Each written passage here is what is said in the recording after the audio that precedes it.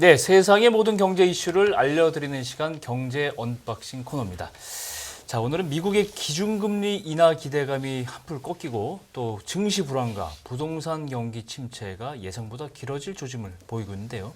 여기에 대해서 이러한 시기에는 어떠한 자산 배분 전략을 가져야 되는지 고민하는 분들이 지금 많으실 거예요. 맞아요. 저도 고민하고 있는데 네. 그래서 오늘 아주 특별한 분을 모셨습니다. 자산 배분 투자 전문가 김성일 프리즘 투자자문 이사님을 모시고 요즘 같은 시기에는 뭐 어떻게 무엇을 투자를 해야 하는지 하나씩 좀 들어보는 시간을 갖도록 하겠습니다. 이사님 안녕하세요. 네, 어서 안녕하세요. 네. 네. 반갑습니다. 프리즘 투자자문의 김성일이라고 합니다. 예, 뭐 거두절미하고 주식시장, 우리 국내 시장부터 얘기를 좀 들려주시겠습니까? 3월이 시작됐는데도 일단 시장의 기대감이 좀 꺾이면서 증시도 약세를 좀 이어가고 있습니다. 2월부터는 좀 계속 개걸음 장세가 이어지고 있잖아요. 네. 얼마나 좀 이 조정이 지어진 건지 좀 조정이 좀 기간도 궁금하고 폭도 궁금하고 일단 3월 전망 좀 부탁드릴게요. 네, 일단 올 시장을 한번 보면 올 초에 2225포인트로 코스피가 시작을 했어요. 예. 그런데 1월 말에 2425포인트까지 9% 정도 상승했거든요. 네네. 그 작년에 20% 이상 빠졌던 코스피가 예. 1월에 굉장히 많이 반등을 했죠. 한 달에 네네. 9%니까. 뭐 우리나라뿐만 아니고 미국의 S&P 500도 마찬가지 한 7% 정도 상승하면서 올해를 시작을 했거든요. 예. 근데 2월 들어서는 이제 코스피가 1.5%, 미국은 3.5% 정도 하락했어요. 네. 그러면서 1월에 반짝 오르는 거 보고 굉장히 좋아했던 투자자들이 이거 약간 데드캣 바운스인가? 이제 다시 하락하는 거 아닌가? 뭐 네. 이런 생각들 많이 가지고 계시고 네. 이제 3월 시작해서 영업일이 이제 뭐 3, 4일 정도 지나갔는데 네. 3월은 다시 조금 올라가고 있죠. 네.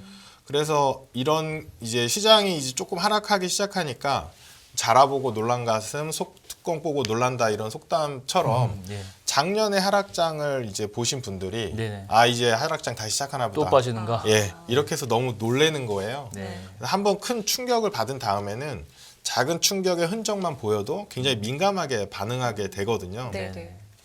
그러니까 작년 증시가 이제 한국이 25%, 미국이 한 18% 정도 빠졌거든요. 1년 네. 내내 빠졌기 때문에 이 역대급 하락장이었어요. 그래서 이런 하락장 겪은 지 얼마 되지 않았기 때문에 2월의 작은 하락만으로도 되게 민감하게 반응하게 되고 조심하게 되는데 이게 이제 심리적인 편향 때문에 그렇거든요. 네. 최근성 편향이라고 해서 비교적 최근에 발생한 사건을 더 중요시하는 현상인데요.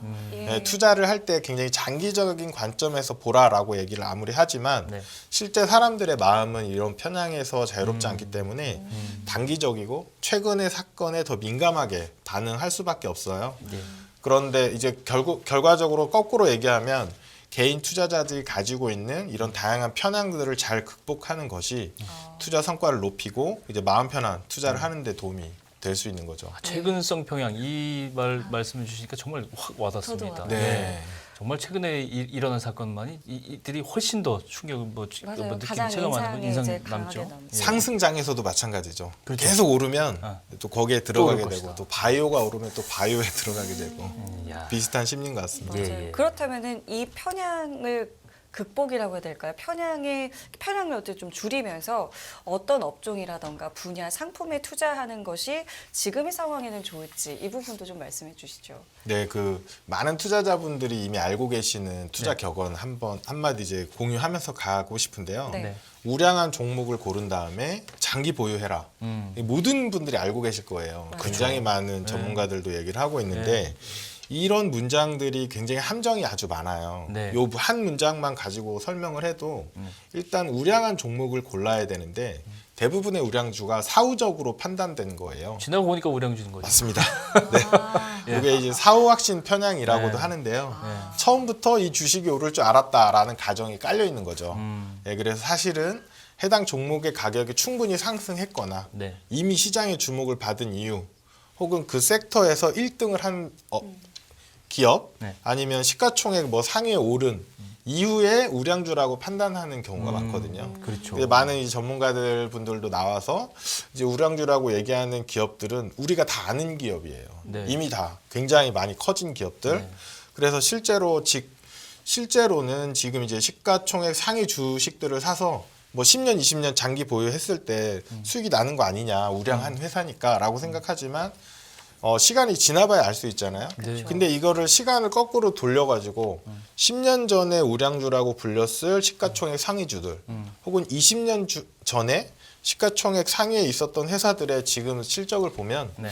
생각보다 굉장히 낮아요. 네. 그러니까 뭐랑 비교할 수 있냐면 코스피 안에 있는 기업들은 이제 코스피 지수가 벤치마크가 되거든요. 네. 그러면 그 주식을 사서 20년 보유했는데 최소한 코스피 지수보다는 높아야 되지 않냐. 그렇죠. 요렇게 저희가 이제 평가를 하는데 예. 실제로는 뭐 상위 10개, 20개 주식 중에서 지수보다 좋은 성과를 낸 주식은 뭐 두세 개밖에 안 되는 네, 그래서 굉장히 잘 뽑아야 되는 뭐 이런 문제들을 갖고 있어요. 예. 작년 같은 경우에는 이제 주가 지수가 20에서 25% 빠졌다고 아까 말씀드렸는데 네. 저희가 누구나 아는 우량주들 성과는 생각보다 훨씬 안 좋았어요. 예를 들어서 삼성전자는 28% 하락했었고요. 더 많이 하락했네요. 네, 네이버 카카오는 53%. 둘 다 나란히 이제 반토막 나는 모습을 보였죠. 예. 그래서 이게 많이 빠진 거는 그 전에 많이 올랐던 기업들이기도 하거든요. 네. 그래서 그 많이 올랐던 기억을 가지고 뭐 재작년 말, 작년 초에 들어가신 분들이 이 반토막 나는 경험을 많이 하셨을 거예요. 네. 그 뭐 우리나라뿐만이 아니고 이거 전 세계적으로 비슷한 현상인데요. 작년 초에 글로벌 이 시가총액 상위 기업들 성과들을 보면 비슷합니다. 네. 뭐 우리나라보다 더 안 좋은 기업들이 훨씬 많은데 네. 뭐 누구나 아는 테슬라 네. 전기차 넘버 원이죠. 테슬라나 뭐 페이스북 운영하는 메타 같은 기업은 작년에 66%가 하락했어요. 많이 빠졌죠. 무슨 네. 중소형주도 아니고 예, 맞아요. 글로벌 시총 상위주인데 예. 그리고 아마존이 50% 마이너스 50%, 구글이 마이너스 40%뭐 이런 식으로 하락했거든요. 그래서 막연하게 시가총액 상위주는 우량주다. 우리가 다 아는 회사고 나는 매일 페이스북에 들어가고 뭐 구글을 이용한다고 해서 안전한 투자냐? 그거에 대해서 굉장히 좀 고민해봐야 되고 그게 이제 우량한 주식이 지금 현재 우량하다고 해서 앞으로 성장하는 가에 대한 이제 굉장히 주의점을 가져야 되거든요. 그리고 이제 막연하게 생각하고 투자했을 때 얼마나 위험한 결과가 나오는지를 작년에 굉장히 많이 겪으셨을 거예요. 그렇죠. 또 하나가 뭐냐면 만약에 우량주라고 치더라도 네. 장기 투자라고 했잖아요. 네. 그렇죠. 근데 작년처럼 반토막이 나버리는 상황에서 견디기 힘들죠. 그 주식을 가지고 10년, 20년을 가져간다는 건 사실 굉장히 비현실적인 그렇죠. 조언이거든요. 예. 그리고 이제 많은 이제 주식으로 성공하신 분들, 특히 이제 케이스들이 가끔 나오잖아요. 네. 보면 어떤 주식을 사서 나 30년 동안 들고 있었다. 뭐 이런 사례들이 있어요. 네. 근데 이게 확률적으로 굉장히 드문 현상이라고 봐야 될 것 같고요. 예. 장기 투자하면 수익이 난다라는 이 가설에 가장 잘 들어맞는 투자 대상은 제가 보기엔 주식시장 자체를 사는 거라고 지수 생각합니다. 자체를. 네. 그래서 지수라고 하고 네. 이제 말씀하신 것처럼 뭐 다른 말로 인덱스라고도 하는데 네. 지수 투자, 인덱스 투자, 즉 코스피가 뭐 2,200이다, 2,500이다라고 하잖아요. 네. 이 지수에 투자할 수가 있잖아요. 네. 그래서 그 지수에 투자를 하는 것은 장기적으로 수익 날 가능성이 굉장히 높다라고 이제 판단을 하는데 네. 그 이유가 무엇이냐면 뭐 한국이든 미국이든 혹은 굉장히 다양한 나라들이 있는데 네. 이 나라들의 주식 시장은 지난 수십 년만 봐도 굉장히 많은 경제 환경이 있었어요. 네. 뭐 2008년 금융위기도 겪었고 네. 뭐 미국 같은 경우에 2001년 9.11 사태도 겪었고 뭐 굉장히 많은 상황을 겪었지만 네. 결과적으로 꾸준히 우상향했죠. 네. 그래서 뭐 주식시장은 왜 우상하냐라는 질문을 이제 저도 많이 받지만 가장 뭐 근사한 비슷한 대답이라고 생각하는 게 나쁜 기업은 시장에서 끊임없이 퇴출이 되고요. 네. 좋은 기업은 새로 상장하고 성장하죠. 네. 그렇기 때문에 지수 자체는 계속 우상향할 가능성이 높다라고 보는 거고요. 네. 워렌 버핏도 아마 비슷한 생각을 했던 것 같아요. 예. 아내에게 남기는 유언장에 투자금의 90%는 미국 주가 지수에 투자하라. 이런 얘기를 남겼거든요. 네. 역시 같은 맥락이라고 봐요. 저는 약간 생각이 다른데 이 한국 코스피 지수 보면 네. 2000년에 얼마였는지 기억하시죠? 네네네. 예. 그거에 비하면 사실 예금 국민보다 훨씬 못하다고 저는 생각하는데. 그렇죠. 그렇게 네. 생각할 수 있는데 이제 지수는 그렇고 이제 네네. 배당을 빼서 아, 배당을 물론, 반영한 이제 물론 그렇죠. 수정 주가 지수를 다시 네. 확인해 보면 좀 다르고요. 예. 그리고 이제 우리나라 분들은 이제 우리나라 주식을 계속 봤으니까 코스피에 익숙한데 네. 실제로 코스피랑 S&P 500이랑 비교해 보면 2000년 이후로는 네. 수익률이 거의 같아요. 그렇습니까? 네, 그리고 오.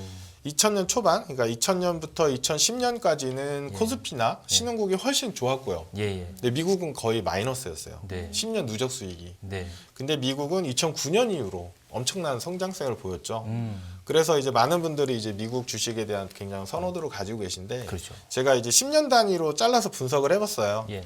그래서 미국이 더 좋냐, 신흥국이 좋냐, 1930년대부터 분석을 해봤는데 네. 그때 달라요. 그래서 오히려 그러면 2020년대는 어떠냐, 뭐 미래를 예측할 수는 없지만 네. 네. 한국일지 미국일지 손을 들긴 어렵다는 거죠. 네. 뭐 그런 부분이 있고요. 네. 또 하나 문제점이 뭐냐면 주식 시장에 투자하면 장기적으로 우상을 한다라는 이제 기대 심리는 있는데 네. 문제는 뭐냐면 주식 시장 자체도 변동성이나 불확실성이 굉장히 크다는 그렇죠. 거예요. 맞아요. 네, 그래서 그냥 넣어놓고 20년 묻어가면 되지 않아, 가져가면 되지 않아라고 하지만 절대 못 가져가요. 지금 미국 주식 장기 투자가 재작년까지만 해도 굉장히 유행했거든요. 네. 그 이유가 뭐냐면 미국 주식이 2009년부터 십몇 년을 굉장히 달려왔기 때문에 계속 오를 것이다라는 최근성 편향이 있는 거예요. 네네. 그런데 문제는 뭐냐면 다음 10년에 신흥국이 더 좋아버리면 미국 주식을 어느 순간 팔고 신흥국으로 넘어갈 가능성이 있거든요. 그렇죠. 그래서 이런 이제 변동성이나 불확실성이라는 이제 단점이 존재를 하는데 이걸 커버하기 위해서 다양한 자산에 분산하는 이제 투자법이 자산배분 포트폴리오 투자법이라고 해요. 그래서 우리나라에는 그렇게 많이 알려져 있지는 않은데 굉장히 오래된 방법이고요. 우리나라에도 최근 몇 년 사이에 이런 이 자산배분 투자라는 방법을 많이 알리고 있고 예. 홍보하고 있는데 기본적으로 주식에 발생하는 위험성을 낮추기 위한 방법인데요. 네. 움직임이 다른 자산을 편입하는 거예요. 예를 들어서 주식이 이제 많이 빠지잖아요. 네. 주식이 빠질 때 올라가는 자산이 있다면 네. 주식의 하락폭을 상쇄해 주거든요. 그렇죠. 그 첫 번째로 꼽는 자산이 국채입니다. 네. 근데 국채가 주식과 다른 움직임을 보이는 이유가 있는데 굉장히 간단하게 설명을 드리면 주식이 굉장히 막 하락하는 시장이 되면 글로벌 투자 자금들이 상대적으로 안전한 자산인 국채로 투자금을 이동시켜요. 그렇죠. 즉 국채 수요가 늘어납니다. 예. 수요가 늘어나니까 가격이 상승하는 이런 한 가지 원인이 있고요. 예. 또 다른 한 가지는 시장을 안정시키기 위해서 중앙은행이 금리를 낮추게 돼요. 네. 금리를 낮추는 이 현상 자체가 금리 인하가 국채 가격 상승의 요인이 됩니다. 그렇죠. 간단하게 설명하면 이런 두 가지 정도의 이유 때문에 예. 주식과 국채는 장기적으로 서로 다르게 움직인다. 예. 이렇게 많이 설명을 하고요. 네. 실제로 많은 데이터로 검증이 돼요. 네. 그런데 문제가 뭐냐면 그럼 주식만 하고 국채만 있으면 되냐? 그렇진 않다. 왜냐하면 작년 같은 경우가 가장 특징적인 시장이었어요. 예. 뭐냐면 주식과 국채가 동시에 하락해 버렸죠. 네네. 네, 그래서 작년에 굉장히 많은 기사들에서 그런 얘기가 나왔어요. 주식과 국채의 상관관계는 깨졌다. 네. 뭐 이런 얘기가 많이 나왔는데 예. 과거에도 주식과 국채가 같이 움직인 적은 여러 차례 있었습니다. 같이 상승한 적도 더 많았고요. 근데 그럴 땐 기사가 안 나와요. 왜냐하면 가격이 오르면 에브리바디 해피하기 때문에 그냥 넘어가는데 작년에 하필 같이 하락했기 때문에 네네. 굉장히 뭐 기사도 많이 됐었는데 그런 이제 같이 하락하는 경우도 종종 있기 때문에 네. 주식 국채만으로는 안 되고 특히 이제 한국의 투자자 분들한테 이제 중요한 게 달러입니다. 달러. 환율. 예. 네, 환율이죠. 예. 작년 같은 경우에 주가가 굉장히 많이 빠지면서 달러 환율이 1,440원까지 상승을 했었거든요. 그렇죠. 그럼 연초 대비 뭐 20% 가까이 상승을 해버린 거예요. 예. 주가 하락분을 커버할 정도로 네, 그렇게 많이 올랐었는데 한국과 같은 신흥국 통화는 경기가 안 좋을 때 약세를 보입니다. 예. 즉 달러가 상승하죠. 다른 말로 하면 네. 2008년 금융위기 같은 경우에는 직전 저점이 900원대였는데 네. 달러 원 환율이 1,170원까지 70% 이상 올랐었어요. 네네. 예, 그래서 이런 특성이 어느 날 뭐 한 번 일어났다 안 일어나는 게 아니라 그리고 한국에만 일어나는 게 아니고 네. 다양한 신흥국 통화에 비슷하게 적용이 돼요. 그렇기 때문에 이런 특성을 이용하기 위해서 달러 자산 역시도 포트폴리오에 포함하는 게 좋고요. 네. 여기에다 이제 추가적으로 저는 추천하는 게 뭐냐면 달러와 또 반대로 움직여주는 자산들이 있어요. 예를 들어서 2000년 초반에 IT 버블 때는 주가가 굉장히 빠졌는데 의외로 달러원 환율이 그렇게 많이 오르진 않았어요. 네. 그럴 때는 이제 달러만 갖고 있으면 이제 또 커버가 안 되는 단점들이 있거든요. 그렇죠. 이럴 때 금 같은 자산을 금. 네, 아, 예. 추가하자라고 이제 생각을 하고요. 저는 이제 제가 가지고 있는 금에 대한 관점은 인플레이션 해지 자산이다 네. 아닌 것 같고요. 네. 해지할 때도 있고 안 할 때도 있어요. 근데 저 같은 경우에는 달러와 낮은 상관관계 때문에 네네. 포트폴리오에 도움이 된다. 이런 관점에서 금을 추천드리거든요. 그렇군요. 그래서 그런 관점에서 이제 이런 자산들을 섞어서 포트폴리오를 만들면 네. 장기적으로 주식 못지않은 수익을 내면서도 네. 안정성이나 뭐 하락폭은 굉장히 좋아지는 뭐 이런 효과들이 있습니다. 그렇군요. 예. 주식, 국채, 달러, 금을 적절한 네. 비율로 이제 포트폴리오를 짜는 게 이제 네. 수제를 권해 주셨는데 네. 그럼 현재 시기에 이건 좀 피해야 된다 그런 예. 것도 있어요? 네네 예. 있습니다. 예. 굉장히 이제 꼭 말씀드리고 싶은 게 뭐 굉장히 투자를 잘하시는 분들은 사실 괜찮아요. 괜찮은데 대부분의 투자자들이 초보세요. 예, 굉장히 그렇죠. 초보시고 예, 예. 뭐 많은 분들이 투자 초보신데 최소한 이 잘못 알려진 상식, 미신들만 잘 피해가도 괜찮을 것 같아요. 예. 어떤 미신들이 있을까요? 네, 그래서 지뢰만 잘 피해가도 실패하지 않는다라고 네. 생각하거든요. 첫 번째로는 이제 예금이 안전하다라는 예금이 미신. 안전하다. 네, 저도 그렇게 생각하는데 미신인가요? 맞습니다. 왜 그러냐면 작년 말에 예금 금리가 5% 넘었었거든요. 예, 예. 그러면서 굉장히 많은 분들이 이제 투자 의미 없다. 예금하자. 왜냐하면 작년 내내 빠졌잖아요, 주식시장은. 근데 예금은 갑자기 5%를 주네요. 네. 그러니까 이제 예금하자라고 해서 예금을 많이 넘어가기도 했고 저 역시도 그런 질문을 많이 받았어요. 예. 자산 배분 투자도 마이너스 나는데 예금으로 넘어갔다가 시장이 다 안정화되면 돌아오면 되지 않냐라고 했지만 네. 올 1월 달부터 굉장히 많이 상승했잖아요. 네네. 그러니까 이걸 예측할 수가 없는 거죠. 그렇죠. 그런데 일단 예금 같은 경우에 안전하다라는 말을 제가 이제 미신이라고 얘기하는 이유가 뭐냐면 5% 예금 금리는 명목 금리거든요. 이름뿐인 금리예요. 네. 그 실질 금리로 봐야 되는데 실질로 보려면 물가 상승률을 빼서 봐줘야 되거든요. 그러니까. 그럼 네, 제로네요. 그래서 맞습니다. 근데 아시겠지만 작년에 이제 물가 상승 굉장히 높았잖아요. 예. 그래서 심지어 2021년 2분기부터 실질금리 계속 마이너스예요. 네. 작년 같은 경우는 실질금리 마이너스 3%가 넘었어요. 네. 예. 근데 5% 주니까 이제 무조건 좋다라고 생각을 하시는데 굉장히 위험한 발상이 될 수 있는 거고요. 네.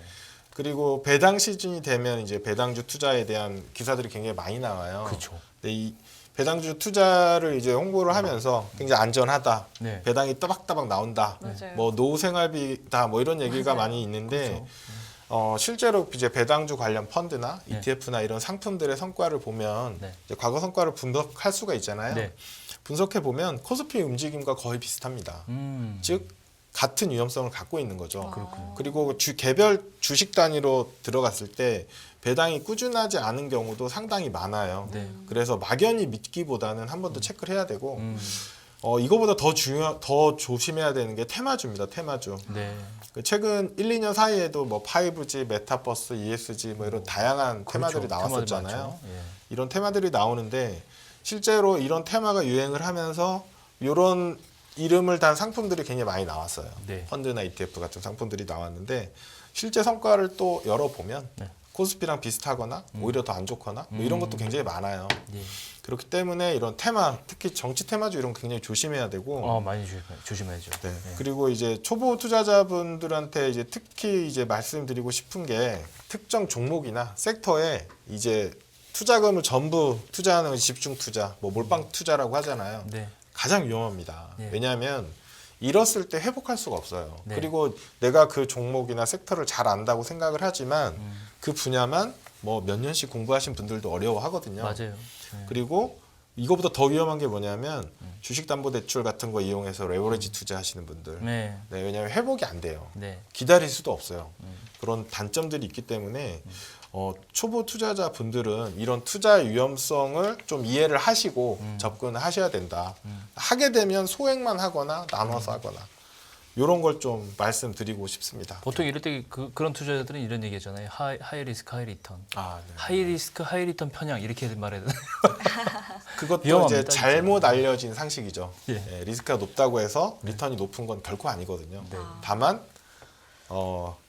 그 마음을 이제 설레게 하려면 이제 높은 수익이 있으니 그렇죠. 이거 감당해라 이렇게 가는 건데 네. 리스크를 오히려 낮추는 게 수익이 더 높아지는 경우도 많습니다. 그렇군요. 네. 말씀을 해주신 족족 뜨끔뜨끔 해가지고 자 그렇다면 이제 그러면 이제 우리는 어디에 집중을 해야 하는가를 좀 여쭤보고 싶은데 연금에 대해서 최근에 좀 부정적인 시각이 굉장히 많이 있었어요. 특히 뭐 MZ 세대 같은 경우 나중에 연금 전혀 못 받는다, 아무 의미 없다, 뭐 이런 이야기들도 있고요. 그래서 이 부분에 대해서는 어떤 생각 갖고 계신지 듣고 싶어요. 네. 그 요즘에 연금 개혁 관련해서 이제 뭐 기사들이 많이 나오고 있는데요. 네. 국민연금 같은 이제 공적연금에 대한 이제 개혁에 대한 기사들인데, 네. 요거는 이제 더 내고 덜 받는 방식이 될 수밖에 없다. 네. 많은 전문가들이 그렇게 얘기를 하고 있는데, 네. 지금 뭐 국회에서도 이제 논의를 하고 있는데 관련 전문가들도 제대로 된 레포트를 내고 있지 못하잖아요. 네. 굉장히 어려운 문제거든요. 네. 그리고 이게 또 단순히 금융이나 경제 문제면 오히려 또 솔루션 찾을 수도 있는데 정치적인 이슈이기 때문에 쉽지가 않아요. 네.